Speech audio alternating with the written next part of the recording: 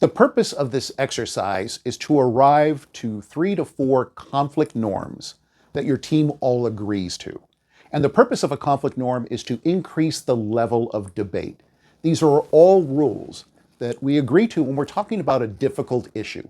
These are typically topics that the team absolutely has to align on. Maybe you've been revisiting it week after week, month after month, and now it's time. To begin with, remind them about the conflict continuum, and here it is. On one side, we have something called artificial harmony.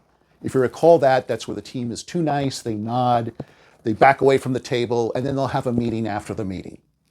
And then equally destructive is something that's personal, right? It gets personal, it's destructive, that's more of the stuff you see in movies. The whole goal is to get your team to this point, this wonderful point where the best and most effective level of debate can happen. And that's around creating conflict norms. And the way you do it is quite simple. The first thing I ask team members is, what was the level of debate in your family? When your family had to struggle with big issues or how you were raised, what's your comfort level with debate? And then finally, have you been on a team that was really, really good and proficient at ideological, passionate debate? What did they do as a team? Then we decide on some norms.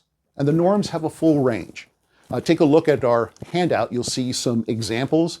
I often like to share the one around being very intentional about the outcome. Was that a recommendation? Is it for input, right? Is it a decision? That's a norm for a team.